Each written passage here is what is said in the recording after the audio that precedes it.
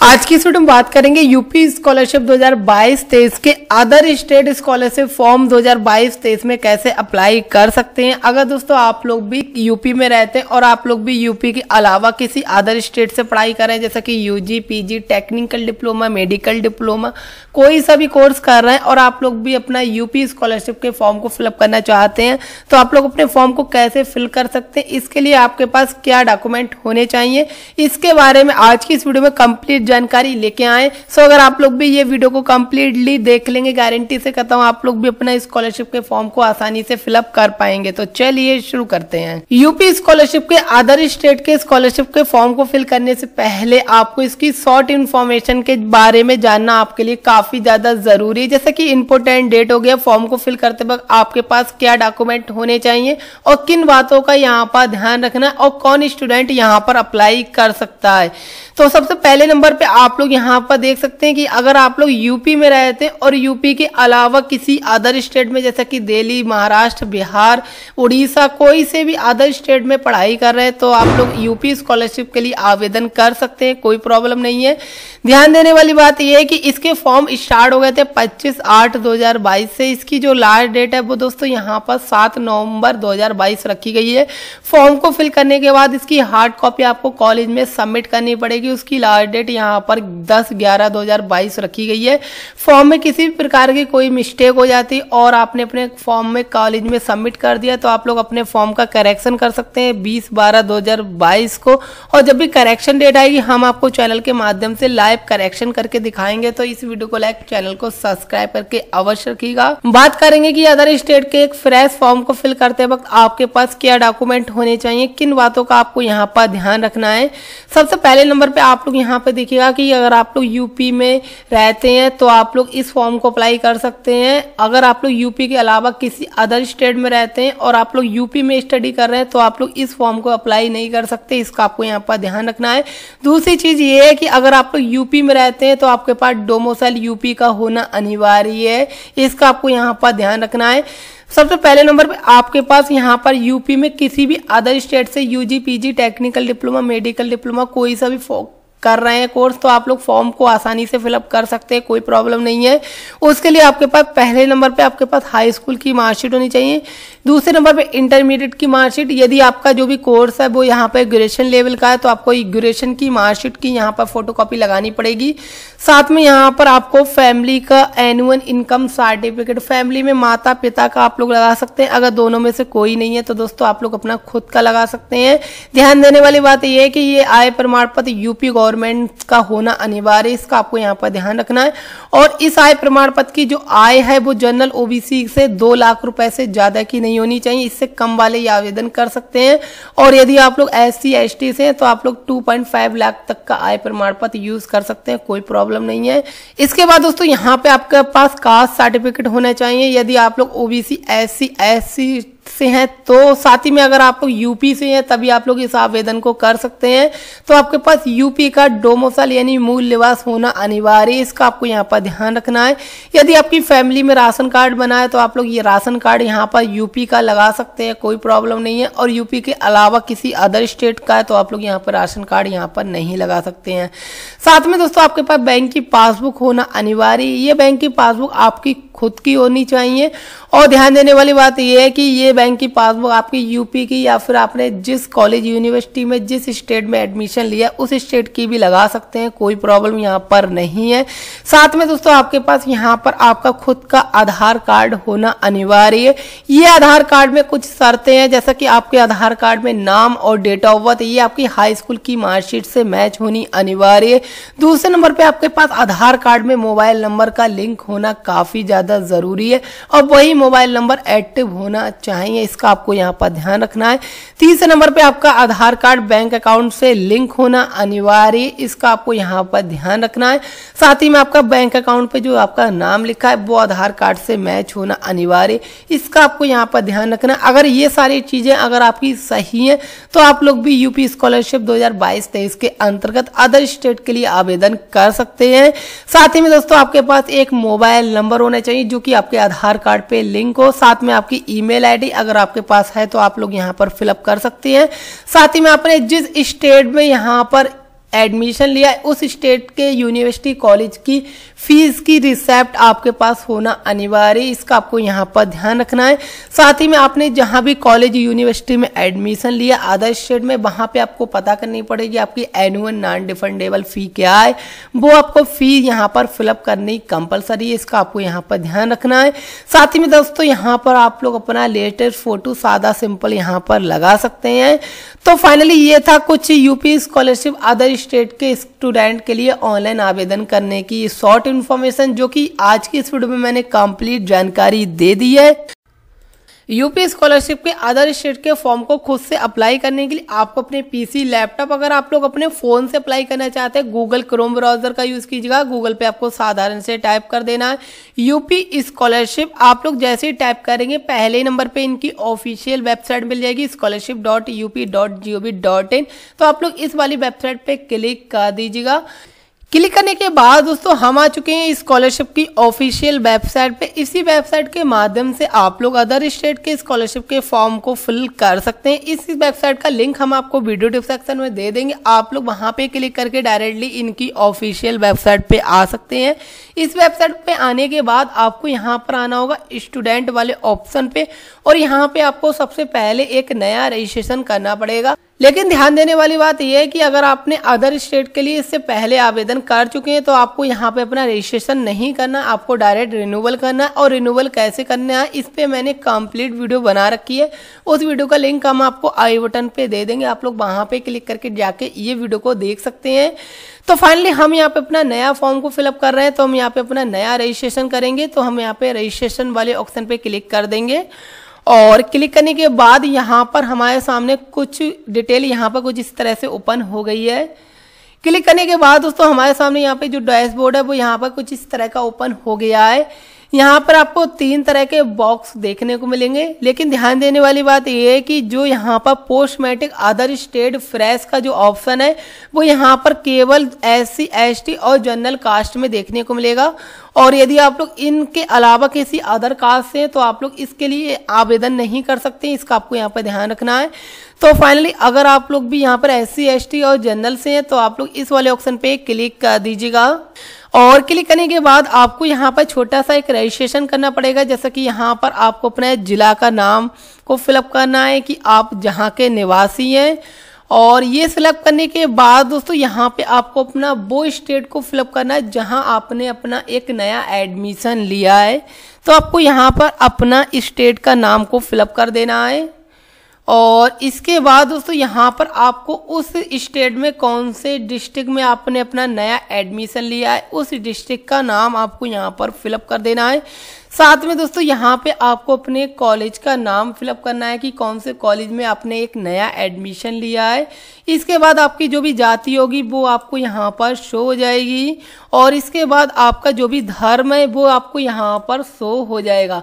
ध्यान देने वाली बात यह है कि अदर स्टेट स्कॉलरशिप आवेदन के लिए केवल यहाँ पर Hindu candidate, general SC ST के स्टूडेंट ही यहाँ पर अप्लाई कर सकते हैं। इसके अलावा अदर कास्ट के यहाँ पर आवेदन नहीं कर सकते, इसका आपको यहाँ पर ध्यान रखना है। इसके बाद दोस्तों यहाँ पे आपको अपना फुल नेम लिखना है, जैसा कि आपकी मार्कशीट पे दिया गया हो। यहाँ पे father name, mother name, date of birth, ये सारी डिटेल आपको अपनी हाई स्कूल की मार्कशीट के अनुसार फिलअप करनी है। आपका जेंडर क्या है ये आपको यहाँ पर फिलअप करना है। इसके बाद दोस्तों यहाँ पे आपसे पूछा जा रहा है आपने हाई स्कूल कौन सी सन में पास आउट किया था, कौन से बोर्ड से किया था, और यहाँ पे आपका क्या रोल नंबर है हाई स्कूल का, कौन से कॉलेज से किया था। आपके आधार कार्ड पे जो मोबाइल नंबर लिंक है वो आपको यहाँ पर फिलअप कर देना है। साथ में यहाँ पे आपको अपनी ईमेल आईडी और यहाँ पे आपको अपना एक पासवर्ड बनाना है, और यहाँ पे आपको अपना कैप्चा फिलअप करना है। सबमिट वाले बटन पे आपको क्लिक कर देना है। इसके बाद आप लोग यहाँ पर देख सकते हैं हमारे जो रजिस्ट्रेशन है वो यहाँ पर सक्सेसफुल कंप्लीट हो चुका है। हमारे सामने कुछ इस तरह का डिटेल आ जाएगा, यहाँ पे रजिस्ट्रेशन होगा और यहाँ पे हमारी सारी इंफॉर्मेशन शो रही होगी।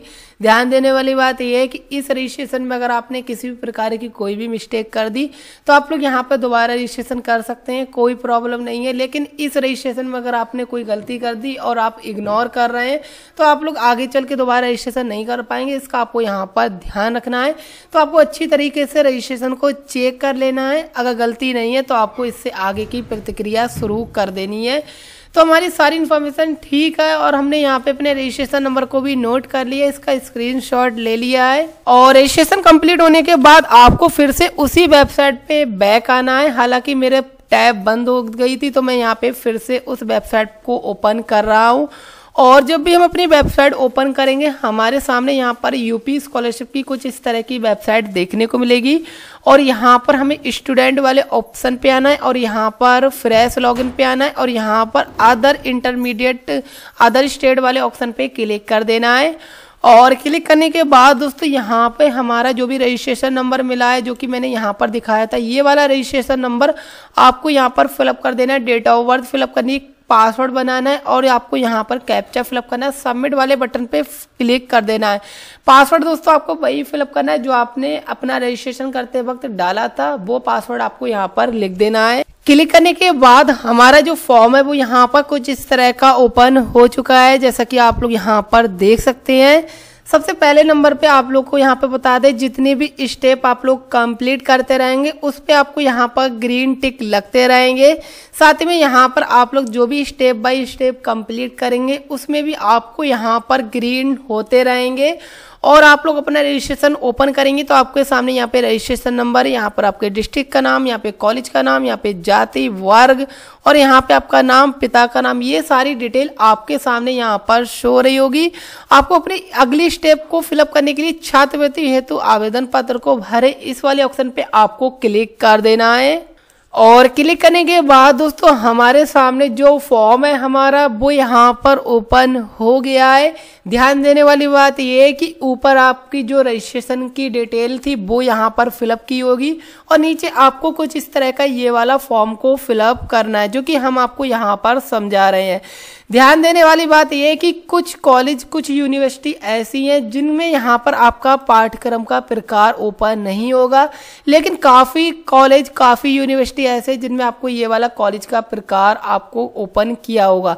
ध्यान देने वाली बात यह है कि आपको यहाँ पर कोर्स इसलिए ओपन नहीं किया है, उन स्टूडेंट के जो यहाँ पर अपना भर रहे हैं उनमें अभी नया एडमिशन की प्रक्रिया स्टार्ट नहीं होगी, तो आपको यहाँ पर कोर्स ओपन नहीं किया गया होगा।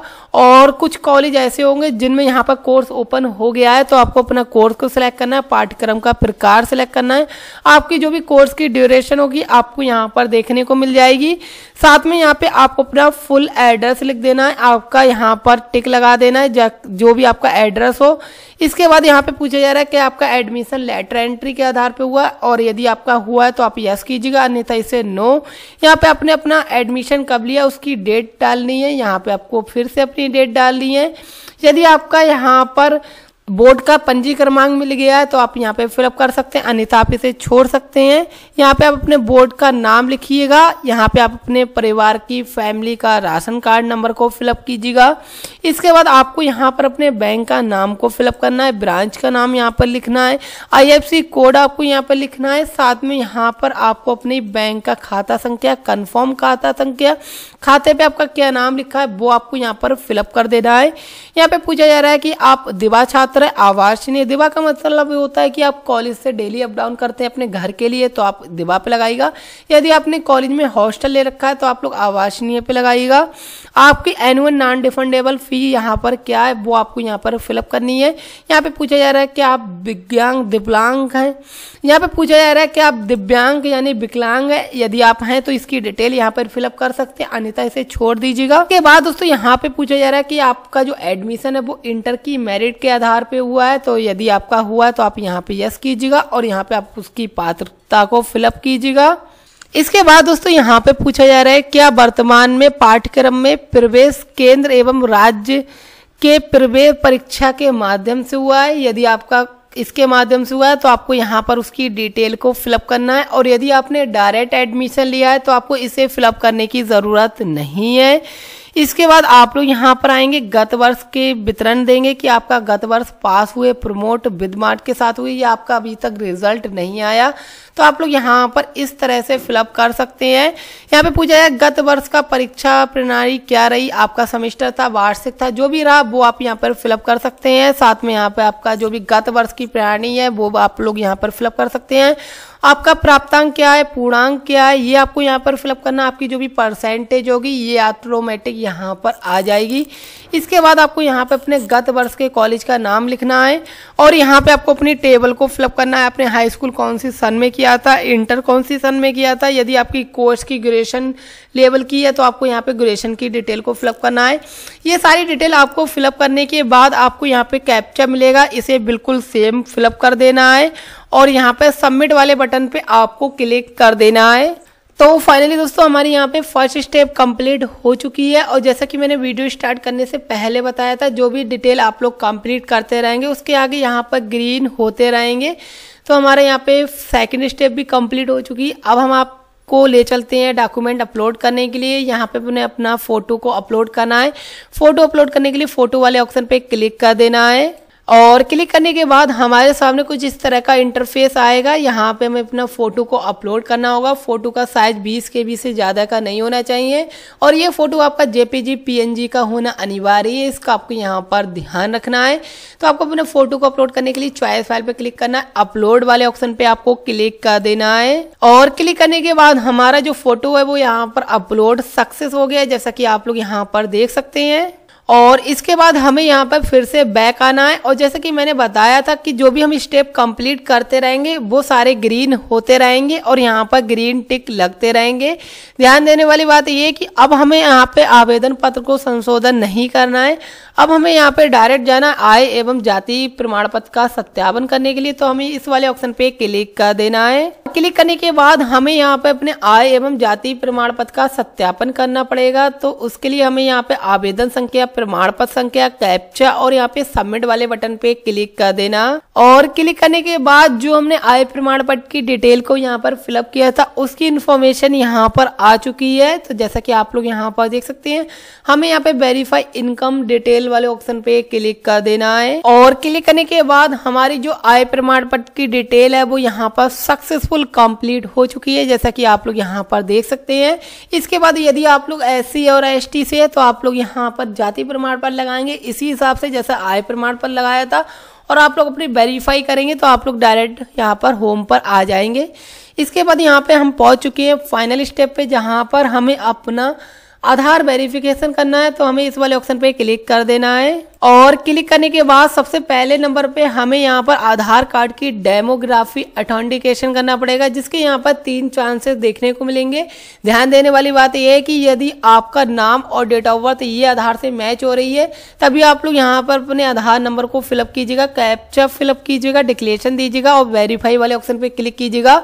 और यदि आपका नाम और डेट ऑफ बर्थ मिसमैच है तो आप लोग अपने आधार कार्ड को अपडेट करा लीजिएगा। कैसे अपडेट कराते हैं इस पे मैंने ऑलरेडी कंप्लीट वीडियो बना रखी है। अगर आप लोग बार बार बिना अपडेट कराए ट्राई करेंगे तो आपको यहाँ पर ब्लॉक कर दिया जाएगा आपका फॉर्म और आपका यहाँ पर दोबारा फिर से करना पड़ेगा, तो इसका आपको यहाँ पर ध्यान रखना है।